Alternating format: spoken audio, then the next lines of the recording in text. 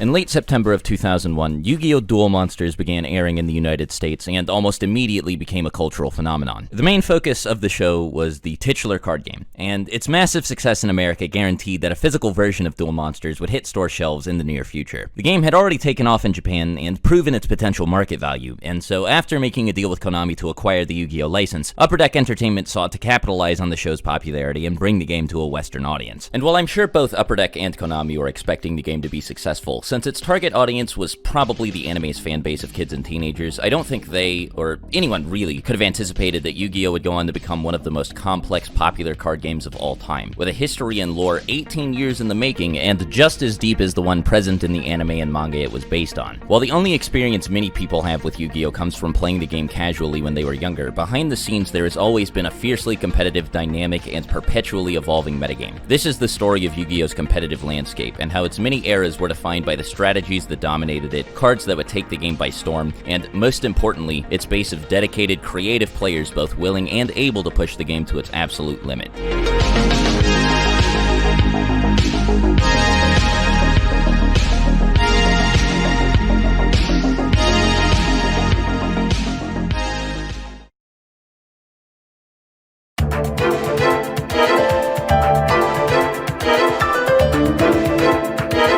The Yu-Gi-Oh! Trading card game made its debut outside of Japan in March of 2002 with the release of Legend of Blue Eyes White Dragon, and just like the anime had about 6 months before this, the game almost immediately exploded in popularity. Pretty much everyone started playing it. Like, it wasn't just a nerd thing, it wasn't just like a weird person thing. The people that were playing sports were doing it. I mean, boys and girls were all playing it. Pretty much the entire classroom was playing it. At this point though, the game's appeal, while widespread, was still mostly casual, so there was no metagame to speak of yet. There was no rule book or anything. LOB didn't really come with anything as some packs, so you really had to talk to the store owner to really get some info about the game. It really was like the recess meta. None of us had sleeves, none of us really had deck boxes. You know, you got the rubber band around your deck in like a plastic baggie. Fortunately, this initial Wild West period was pretty brief. Towards the end of the month, the Yu-Gi-Oh! Trading card game saw another major release, and the roots of the competitive game began to take shape.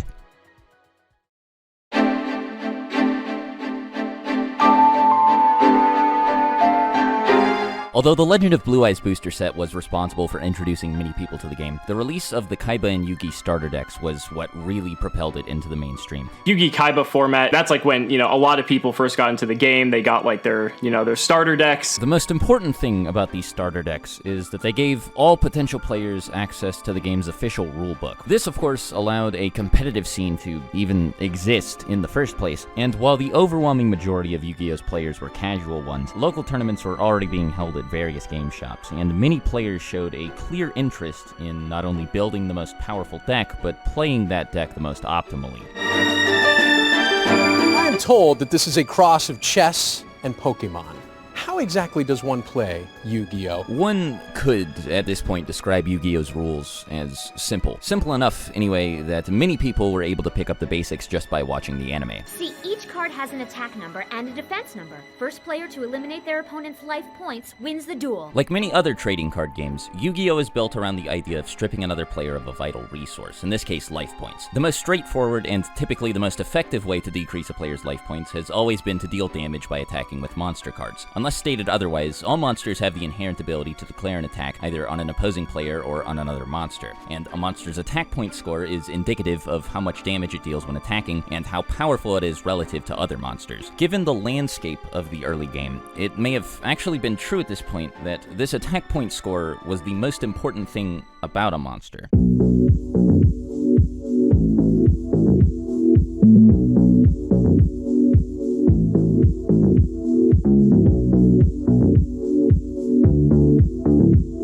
Following the release of both starter decks, the card pool was still fairly limited. While Legend of Blue Eyes brought a whopping 126 cards into the game, many of them were almost completely useless. Because LOB, the cards were just awful. Monsters didn't even have effects. The only true effect monster was Exodia's head. 87 of these 126 cards were monster cards, and of those, 82 were either normal monsters or fusion monsters with no effect. Starter decks Yugi and Kaiba collectively added 59 more cards into the card pool, and 35 of them were also normal monsters. This meant that most of the available monsters were clearly and undeniably worse than the truly exceptional few worth playing. La Jin was like a beast. 1800 beatdown, let's go. La Jin, the mystical genie of the lamp, was a level 4 monster with 1800 attack points, making it the most powerful monster a player could summon without tributing other monsters. Since the game prohibited players from playing any more than 3 copies of the same card in their deck, other weaker monsters like Neo the Magic Swordsman and Battle Ox, level 4 monsters with 1700 attack, were played alongside La Jin as they provided more consistent access to powerful monsters that could be normal summoned immediately. Giant Soldier of Stone and even occasionally monsters like Aquamador and Mystical Elf saw play due to their high defense values. 2000 was, after all, the highest baseline stat printed on a level 4 or lower monster by far, but cards like these could typically only be used defensively, or as setup for the future summon of a monster like Summon Skull. Summon Skull!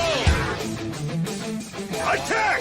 Summon Skull was very strong, one tribute monster that was the same attack as a Dark Magician. While it certainly would have been cool if the format had been split between people playing Dark Magician and people playing Blue Eyes, Dark Magician was made obsolete by the level 6 Summon Skull. Summon Skull had, without a doubt, more attack points than any other 1 tribute monster in the game, and was even more powerful than many 2 tribute monsters like Gaia the Fierce Knight and Red Eyes Black Dragon. Blue Eyes, on the other hand, was, with no caveat, no asterisk, the most powerful monster in the game, but this came at the cost of it being much more difficult to summon than Summon Skull. Summon Skull was the more likely of the two to actually make its way onto the field, but if a person could manage to summon Blue Eyes, there wasn't a single monster that could kill it in battle aside from another copy of Blue Eyes. While these powerful normal monsters were the bread and butter of most early decks, they weren't the only monsters that saw competitive play. As few of them as there were, effect monsters did exist at this point, but many of them had effects that just weren't powerful enough to make up for their lackluster stats. Of the 13 available effect monsters, only 4 were truly useful, and even though it was still powerful, the weakest of these 4 was probably Hain. Hain, like many other early effect monsters, has a flip effect, meaning that its effect only activates whenever it's flipped face up, either by the person who initially summoned it face down, or as a result of being attacked while face down. Hain's effect allows a player to put any monster on the field back in the hand of its owner, which again was fairly powerful, but it was in most cases a strictly worse version of either Wall of Illusion or Maneater Bug.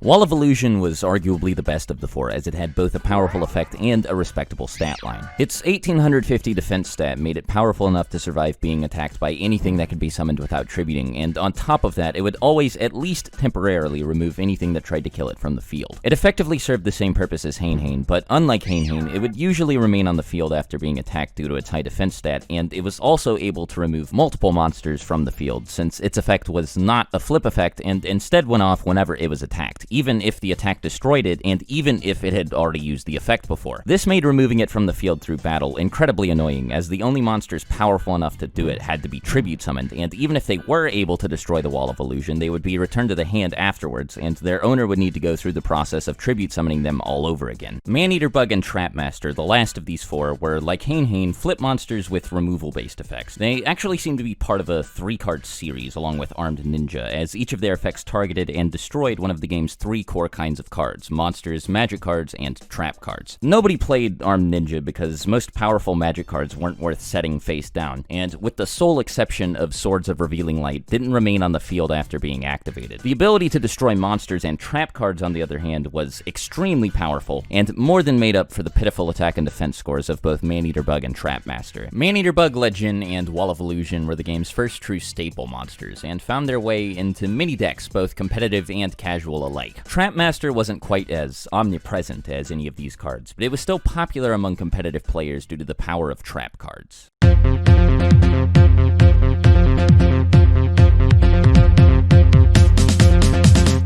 Trap cards offered the unique benefit of being usable during either player's turn, and were usually designed to take advantage of this. There were only 9 of them released between the first booster set and both starter decks, but a surprising number of them were actually pretty good. Without a doubt, the best of them were Trap Hole and Wabakoo, cards that were so good that pretty much anyone who played the game ran both at 3. Trap Hole was one of the most reliable forms of monster removal in the game, and was particularly useful against monsters that needed to be tribute summoned. Wabakoo, meanwhile, was one of the only cards in the game that offered players any sort of protection from their opponent, and it was pretty good protection at that. It essentially skipped the other player's battle phase after being activated, and since it could be activated at almost any point during either player's turn, stopping it was really difficult. Another trap card that was extremely popular, but not quite as good as either of these two, was Reinforcements. The focus placed on attack points and the battle phase during this period allowed this card to shine. As good as the game's few viable trap cards were, however, they couldn't compete with the power of what was easily the best kind of card in the game: magic cards.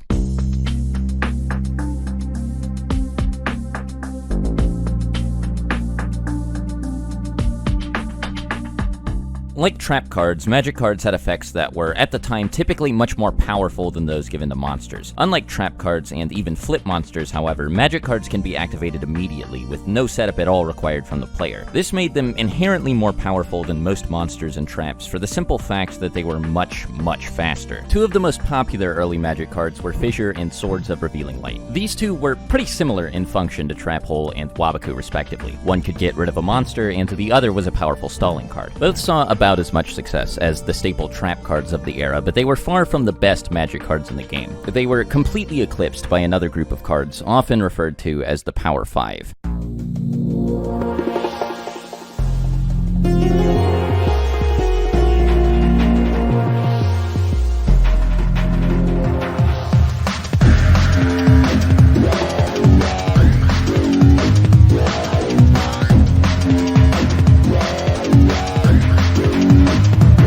These weren't just the most powerful magic cards in the game. They were, by a wide margin, the most powerful cards in the game. I mean, these cards are iconic, right? Those are like classic. Any deck that included them was better for it, and so they were played by pretty much anyone who had access to them. They were so powerful, and so widely used, in fact, that they led to the creation of the game's first Forbidden and Limited list, where many of them have remained for the entire life of the game.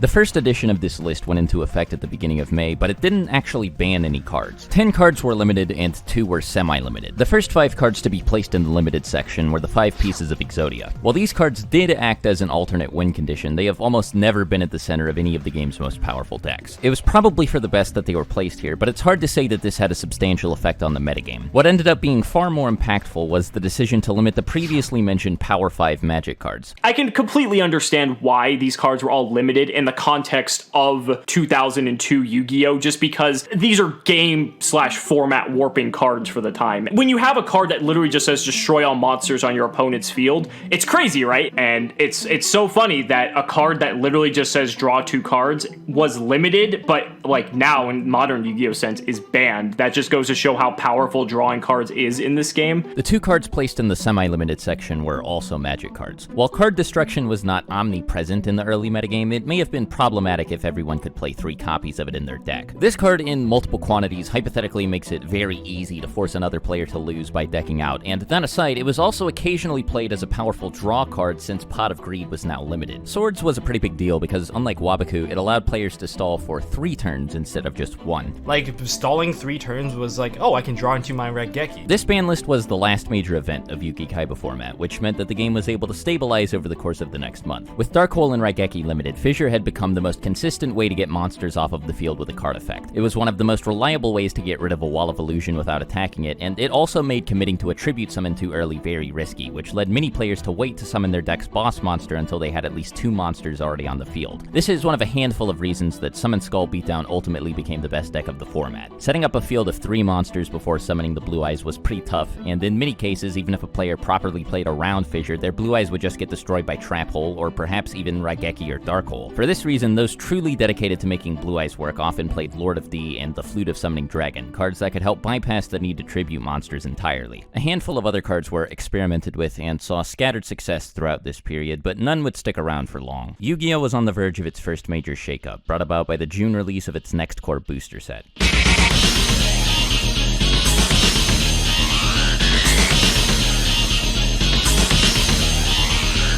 Metal Raiders added a staggering 144 cards to the game, and thus nearly doubled the available card pool. Of course, not all 144 were actually good, but given the sheer volume of new cards, the game was bound to see a noticeable leap in power. While beatdown decks, and Summon Skull beatdown decks in particular, continued to dominate the meta, the cards added in Metal Raiders almost completely changed how these decks, and the game in general, were played.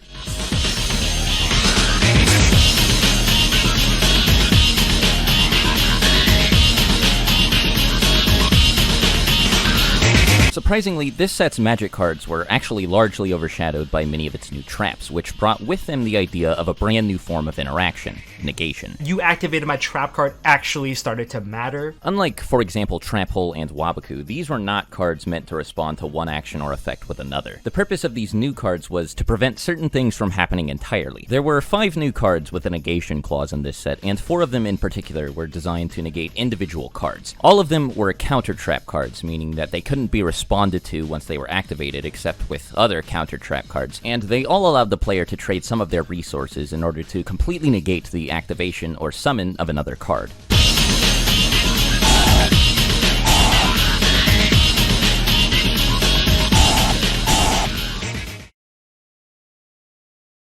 What's interesting is they all asked the player for something different in exchange. They all had a different cost, and because of this, Solemn Judgment and Horn of Heaven saw very limited play. A lot of people did not like Solemn Judgment during its original release. Like, it's the Omni Negate, but you have to pay half your life points. I think it's fascinating that this didn't just become like a staple immediately out of the gate. Like, I think looking back, some people are probably just like, I don't know why we just weren't all running 3 of this just because of how powerful the card it is. They valued life points a lot more because it was just a race at the time.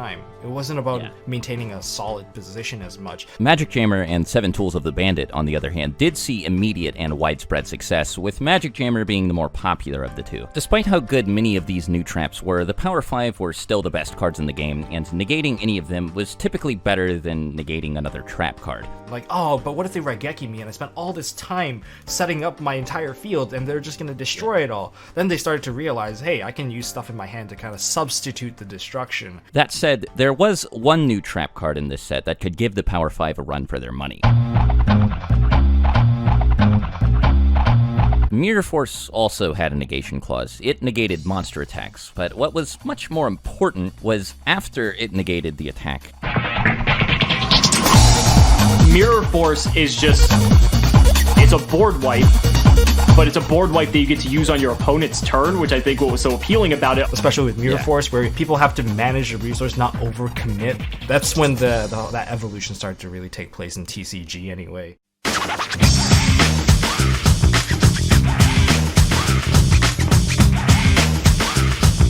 The monsters added in Metal Raiders were just as, if not even more impactful than the new traps. First of all, there were 2 new monsters that challenged La Jin's position as the game's most powerful level 4 monsters, 7 Colored Fish and Dark Elf. These 2 almost immediately made many of the normal monsters that had been popular before the release of Metal Raiders obsolete. With 7 Colored Fish in the game, there was no reason to play Neo or Battle Ox, and cards like Mystical Elf and Giant Soldier of Stone were a lot less useful than Dark Elf since they couldn't be used to attack. People started to identify, like, they started min-maxing. If you want to summon a level 4 monster, it has to have 1800 attack, or else it's worthless. This set also included plenty of good effect monsters, and most of them followed the same design philosophy as the ones in Legend of Blue Eyes in both starter decks. A lot of them could be split into groups based on what they were designed to do, and in most cases this was to manipulate and control resources, but unlike their predecessors, these new cards didn't always do so by removing cards from the field. Magician of Faith and Mask of Darkness, for example, allowed the player to recycle magic and trap cards respectively. Equal as these two may seem, Magician of Faith was definitely the better card here. Since magic cards can be activated immediately, recycling them is a lot more effective than recycling trap cards is. Also, at this point, magic cards were just generally better than traps anyway, and most of the good ones were limited to 1 copy per deck. Because of all of this, she was good enough to become a metagame staple, and many people chose to play the maximum 3 copies of her in their deck. While we're on the subject of spellcaster type effect monsters, there was another really good one released in this set.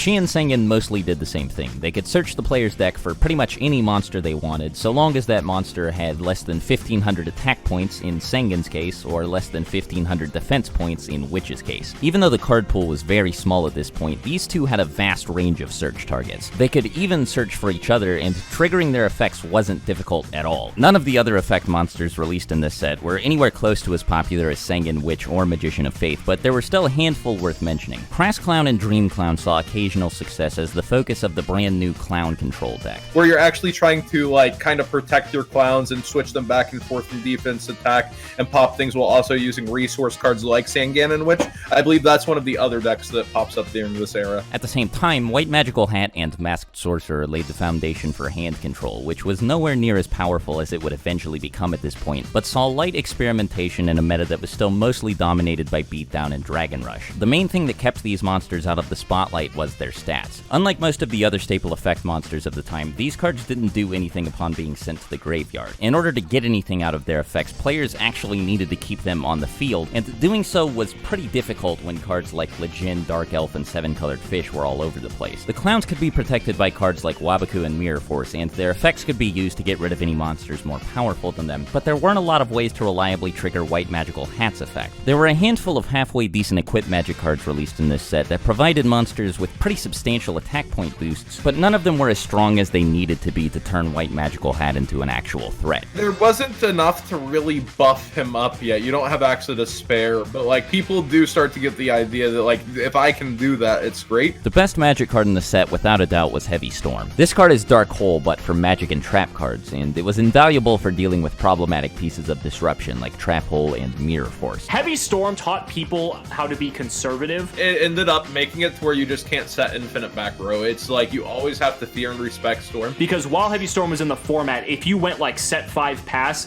Heavy Storm was going to literally just obliterate you. As with the previous batch of cards, many of these new cards were strong enough that it called for an update to the ban list. In July 2002, just 1 month following the set's release, Mirror Force was limited, and Sengen, Witch of the Black Forest, and Heavy Storm were all semi-limited. As was the case before, most decks were largely composed of a bunch of the same good staples, and only really diverged when it came to a handful of individual cards. That said, Beatdown and Dragon Rush were still different enough that they were given different names, and both were still all over the place. There was now an even more noticeable slant in favor of Beatdown, as the consistency gap between these decks had grown wider. Witch of the Black Forest could grab Summon Skull straight from the deck, and Magic Jammer could negate the Flute of Summoning Dragon. Now that Mirror Force was also a part of the equation, actually keeping a Blue Eyes on the field was slightly more challenging, and while this applied to Beatdown players as well, it was a far less serious problem for them due to how much easier it was for them to summon their boss monster. Dragon Rush players could still take advantage of the new search network by using either Sengen or Witch to retrieve Lord of D, but this was only helpful if they had both the Flute of Summoning Dragon and one or more dragon monsters to summon with it already in their hand. Another big way this format differed from the last was in the availability of staple cards. Most of the good stuff released before Metal Raiders was included in one of the two structure decks, the only exceptions being Raigeki and Pot of Greed. Both of these cards were also pretty affordable, especially when compared to Mirror Force and Magic Jammer, which demanded a much heftier price. Other cards like Heavy Storm and 7 Tools were also somewhat pricey, so this time around, many of the format's best cards didn't see as much play as they otherwise would have, solely due to how expensive they were on the secondary market. And as bad as this may have seemed at the time, this problem was about to get a lot worse. In the months following the release of Metal Raiders, Yu-Gi-Oh's competitive scene began to pick up steam. There were no high-profile tournaments to speak of yet, but sanctioned events were hosted locally and regularly at game stores all over the world. Perhaps to incentivize players to attend these events, licensed tournament stores were given tournament packs, unique boosters that could only be obtained by participating in an official tournament. The first tournament pack entered circulation on September 1st, and it introduced 30 new cards to the game. Most of these new cards weren't any good. As a matter of fact, all of them were pretty awful, except for one. Meet Mechanical Chaser! If you played Yu-Gi-Oh back in the day, you understand Mechanical Chaser's legacy. 1850. The one card to beat Legion. by 50 points. And for the longest time, that mattered a lot. Up until this point, the player base may have taken for granted how accessible the game's best monsters had been. 7-colored fish and Lejin were anything but expensive, even though the metagame had practically been constructed around them. Of course, this was only true because they were easy to get a hold of, and Mechanical Chaser quickly proved that. But the thing is, no one could really get their hands on this card because it was a tournament pack card. Tournament packs only came with 3 cards per pack instead of the usual 9, and they were also less likely to contain foil cards. To put things into perspective, Axe Raider is a card that would have been outdated by the time the first starter decks came out, but because of how rare it was more expensive than many of the best cards in the game. Axe Raider was a really expensive card when it first came out. Mechanical Chaser, on the other hand, was actually really good, and it was even more rare than Axe Raider was. $200. As minor as the attack difference may seem, Mech Chaser was essentially a better version of a card that had been the bread and butter of competitive play all the way up until its release. It was bound to have a noticeable effect on the game. However, seeing as each copy of the card was worth $200, it was pretty rare to run into somebody who played 1,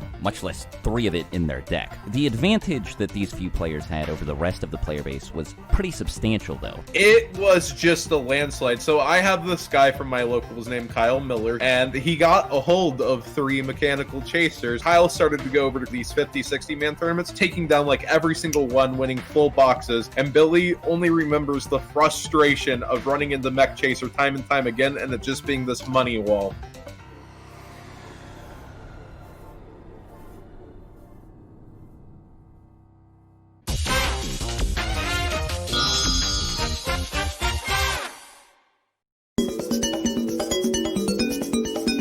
Two weeks after the release of the first tournament pack, Magic Ruler made its way onto store shelves. While Metal Raiders did much to expand the game's pool of viable trap cards, as its name implies, this set was heavily focused on Magic cards.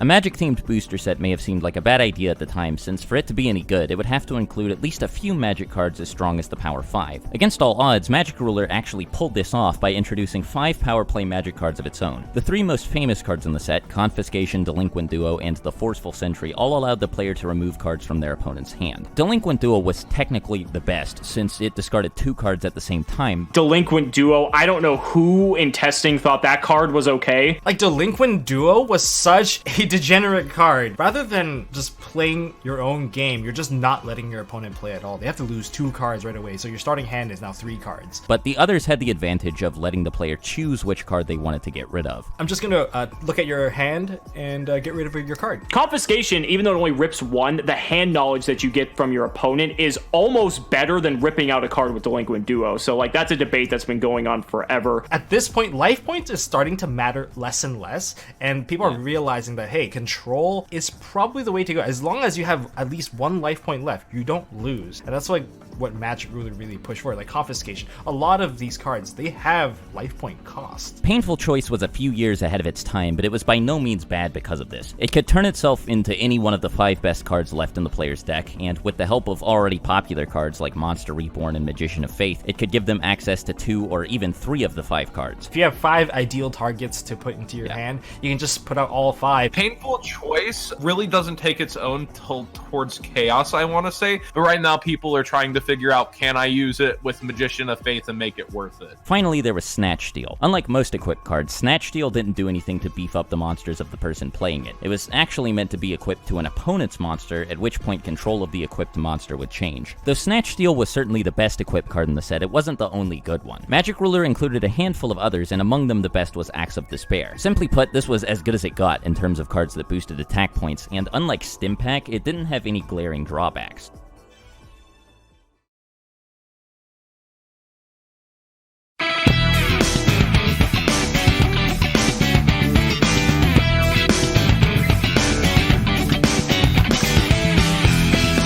This set's contributions extend beyond the individual cards it added, as it also introduced 3 new kinds of Magic cards to the game. Quick Play cards are a sort of hybrid between trap cards and traditional Magic cards. They can be activated from the hand just like regular Magic cards, but if they are set face down, then they can be activated during either player's turn just like trap cards can. Magic Ruler included 4 of these, but only 2 saw any actual success. Rush Recklessly was like Reinforcements, but better in every way. It didn't need to be set before being used, and it also offered a bigger attack boost. It wasn't as strong as Axe of Despair, but it was far more versatile, and it wasn't really susceptible to being destroyed the same way equipped cards were. This was also fairly important following the release of Magic Ruler, since the set also featured Mystical Space Typhoon, a new way for players to remove threats in the back row. While the card lacked the overwhelming power of Heavy Storm, like Fissure, it was a much-needed alternative to a mass removal card that many players ran as many copies of as they could. Spell and Trap Destruction back in the old days of Yu-Gi-Oh! They viewed it as like, wow, this card is really powerful. Continuous cards are exactly what they sound like. They stay on the field after being activated until they're destroyed. There were also 4 of these in Magic Ruler, and while none of them were good enough to be staples, 3 of them formed the backbone of the first popular burn deck.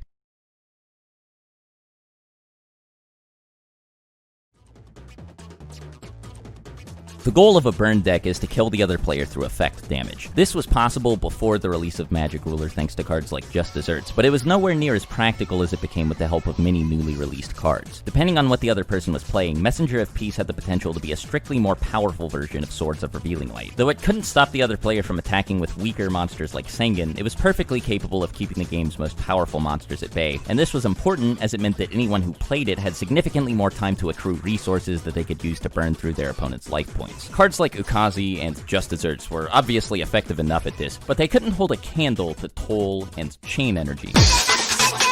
So for those of you that don't know, for Chain Energy, either player now, no matter what they want to play, is going to have to pay 1,000 life points to normal summon, special summon, set, or activate cards from his or her respective hand.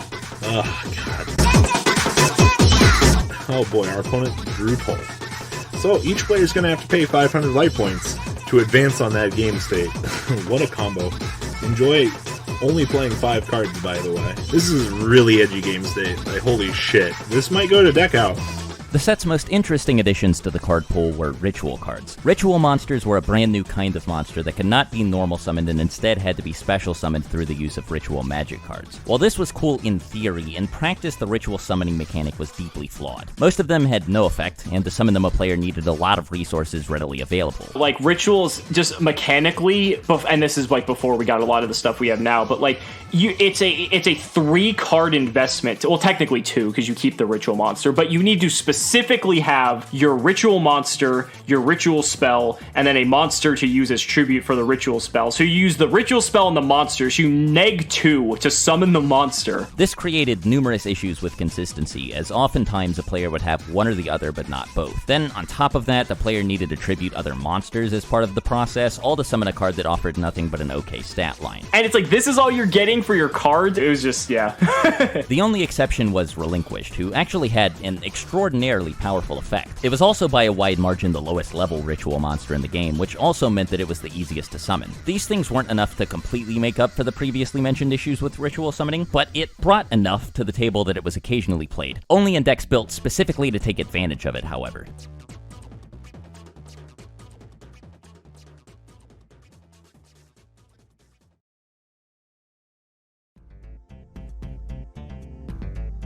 Speaking of monsters, despite the set's theme, there were actually more monsters than magic cards in it, but only a handful of them made their way into the metagame. Many of the monsters in the set followed in the footsteps of Sengen and Witch, by offering players resources upon being sent to the graveyard.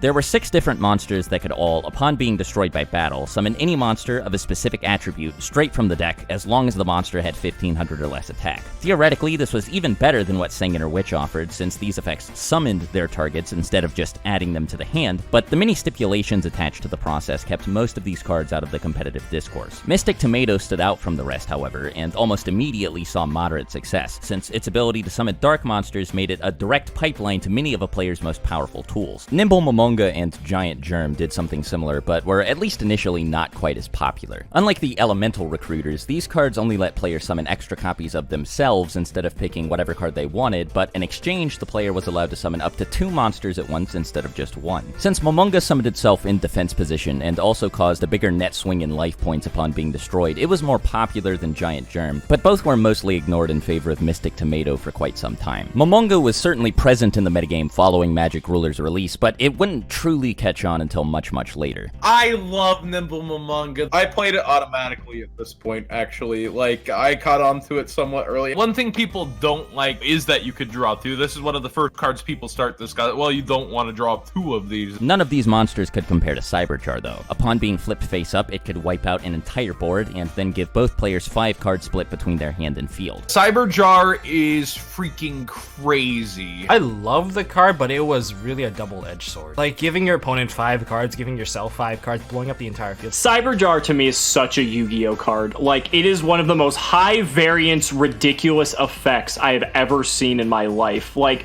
it's just like, there's no other way to put it. This card could not exist in any other card game.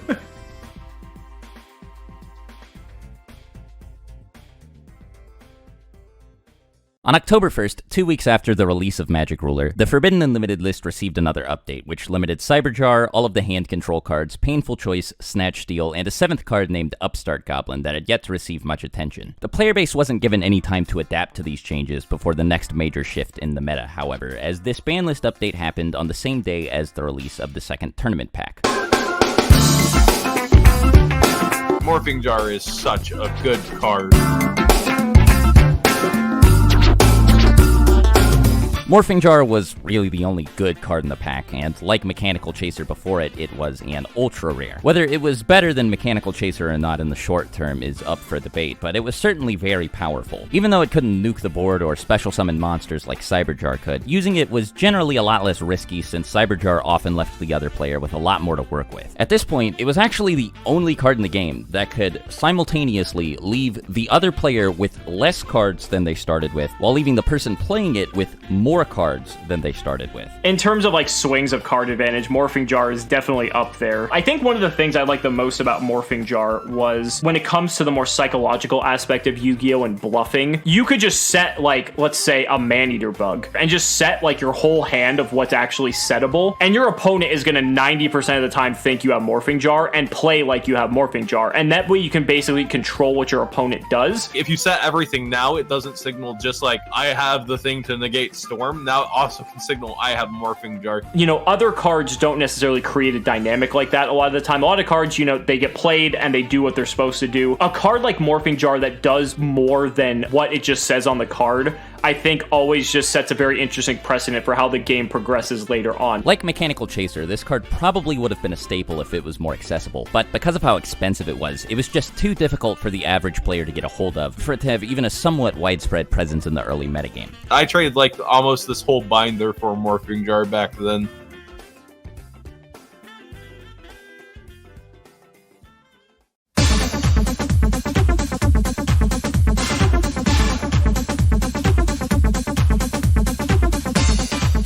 The next core booster set, Pharaoh's Servant, hit the scene only 2 weeks after the second tournament pack. Seeing as the last booster set was only a month old at this point, the metagame was still in the process of developing around all the new cards it added. Beatdown continued to dominate in the post-Magic Ruler meta, but lately its competition had been a lot more varied. Clown Control and Dragon Rush managed to stick around, and they'd been joined by Burn, Relinquished, and Hand Control decks. Barely anyone was sure what the best version of each deck was at the time of Pharaoh's Servant's release, however, and it provided all of them with even more tools to experiment with. Most of the good stuff in this set came from its pool of magic and trap cards, but that isn't to say it didn't have any good monsters. Goblin Attack Force took the idea at the core of cards like Dark Elf to a brand new extreme by being a level 4 monster with 2,300 attack points. At this point, its value was debatable because Dark Elf could still deal with anything that this thing was meant to deal with, except for another newcomer from Pharaoh's Servant named the Fiend Mega Cyber. This card was notable for being one of the first monsters in the game that could essentially special summon itself for free. Monsters started to see a bit of shifting as well. You got stuff like Goblin Attack Force. Like, monsters were getting stronger and easier to summon. Neither card attained staple status, but both of them fit like a glove in particularly aggressive builds of the beatdown strategy. Even outside of these decks, Goblin Attack Force specifically was fairly popular due to its sheer attack power. You don't really need to attack with Goblin Attack Force. You can always sit on it like a very aggressive wall of some sort. This set also introduced a new member of the Jar series of flip monsters. Like Morphing Jar and Cyberjar before it, Morphing Jar 2 was a complete blowout whenever its effect resolved. Its power ceiling wasn't quite as outrageous advantageous as its predecessors, but unlike both of them, it could effectively end the battle phase since it got rid of all attack position monsters on the field, and all the monsters that replaced them had to be set face down. Morphing Jar 2 was the most annoying card, combined with Morphing Jar 1. The thing is, Morphing Jar 2 could summon out just more Morphing Jar 2 over and over and over again to mill out someone's entire deck.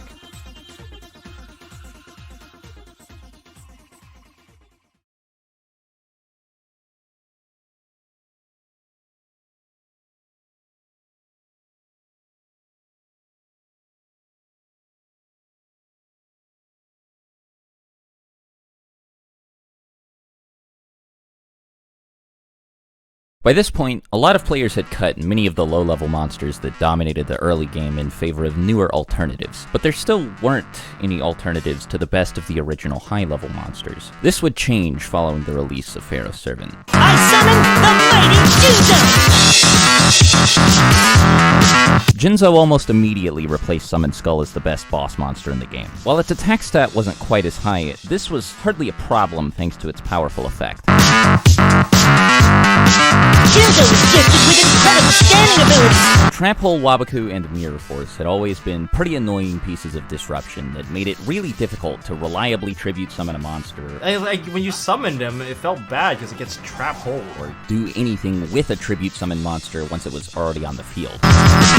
Jinzo didn't care about any of these cards. None of them could do anything to him, or even be used at all while he was on the field. This made choosing to summon him a lot safer than doing the same with other high-level monsters, which many players agreed was much more valuable than 100 extra attack points. Just off the top of my head, Jinzo was probably the most impactful card in that set at the time, just because it really changed the dynamic with trap cards, and with cards like Mirror Force. Yes, it was 100 attack less than a Summon Skull, but like, I mean, the payoff of not having to worry about anything in your opponent's back row, like, that was just monumental.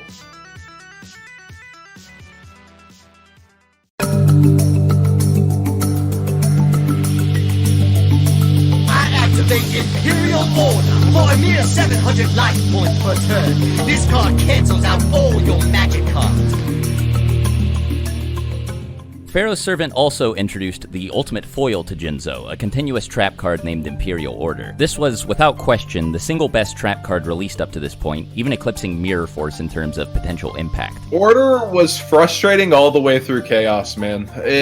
Your power cards are so many spells. Magic cards were still the strongest type of card in the game, just like they always had been, so the ability to deny another player access to them altogether was obviously very useful. Since it was a trap card, Order could also be activated in response to magic cards, allowing it to act as a sort of pseudo-magic jammer. Its optional maintenance cost also meant that, on top of everything else, the person playing it could get rid of it whenever they felt like it by simply choosing not to pay for it. Imperial Order, like right now, of course, we got the errated one where you can't turn it off manually. But back then, it was just a free spell negation. You had like Solemn Judgment, Magic Jammer, but Imperial Order was like, you just activate this card, you just got a free negation and you don't keep it. Yeah, like, you could choose when to turn it off, and that's what made it so powerful. The fact that now you can't is, I honestly think they should have made it that way in the first place, because it would have been a stronger balancing mechanism. Even to this day, Imperial Order is still played because spell cards are one of, if not like just the most powerful card type, because of just how much they allow you to do. And Imperial Order being just one of the biggest roadblocks in wanting to play spell cards,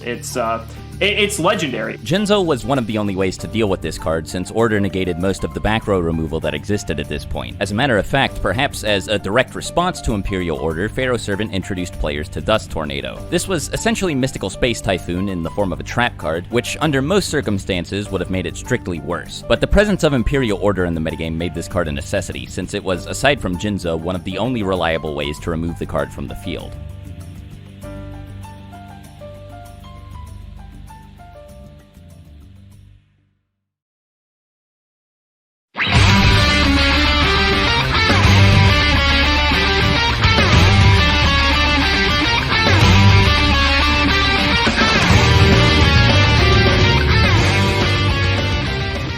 Call of the Haunted was another trap card alternative to a popular Magic card, in this case Monster Reborn. Just like Dust Tornado, it was for the most part worse than its Magic card counterpart, but for different reasons. Mystical Space Typhoon was a quick play Magic card, so it could already be used during either player's turn. This meant that Dust Tornado didn't really benefit from being a trap card, aside from its utility as a way to destroy Imperial Order. Monster Reborn, on the other hand, was a regular Magic card, and thus could only be activated during the main phase of the turn of its owner. This meant that Call of the Haunted could actually be used in a few interesting ways that Monster Reborn couldn't. But Call of the Haunted was also really cool too, because it started changing the game and how people had to think, because it, like, if your opponent had a set card and they were attacking you with their monsters, if there was a monster in the grave they could resurrect and kill you for game, you could lose if that set card was Call of the Haunted, because you could use it like offensively like that, or you could use it defensively to protect yourself from dying, and I think that was pretty cool. Perhaps in order to compensate for all this added utility, the card was given numerous drawbacks. It could only summon monsters from its owner's graveyard, the monster it summoned had to be in attack position, and if it left the field for any reason, the monster it summoned would be destroyed. These came on top of the fact that it couldn't be used immediately like Monster Reborn could, being a trap card and all, so even considering all of its unique benefits, it was a pretty substantial downgrade. That said, Monster Reborn's effect was still really powerful, and the card was also limited, so to most players, Call of the Haunted was a welcome addition to the card pool. Strangely, the set featured a second alternative to Monster Reborn as well, except this one was also a Magic card. Premature Burial carried with it all of the same stipulations as Call of the Haunted did, with the only exception, of course, being that it didn't have to be set for a turn before being used. Now, in exchange, it was given an additional life point cost on top of everything else, but just like with Call of the Haunted, none of this was enough to dissuade players from using it. Monster Reborn's effect was, again,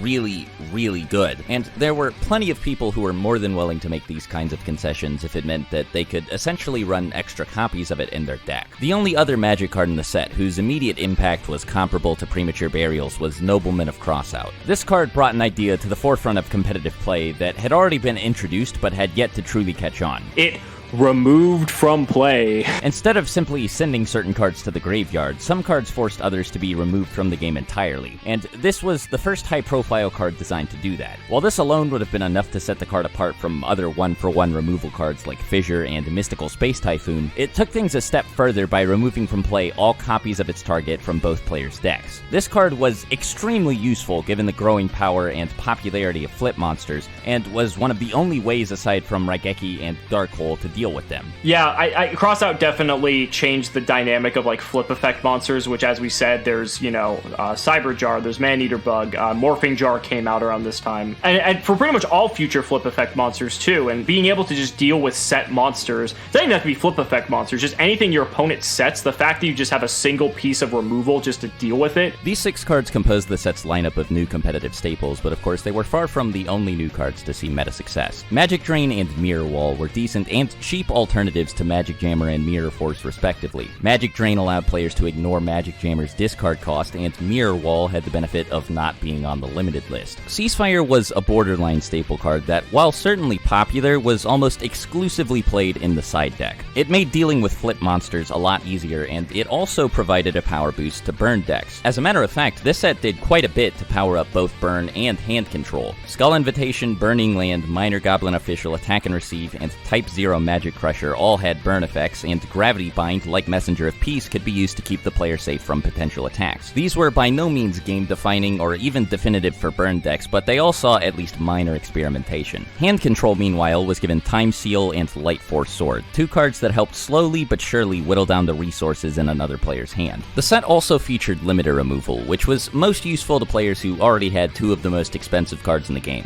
Jinzo and Mechanical Chaser. This card was one of the first enablers of a reliable one-turn kill, and was really effective because it was often used in conjunction with Jinzo. The ban list in December put many of these powerful cards in check, and even changed the placements of some previously released cards like Witch of the Black Forest. Surprisingly though, given how quickly Pharaoh's Servant had come out following Magic Ruler, the next major shift in the metagame wouldn't happen until March of the following year, when the game would take its furthest leap forward in power yet.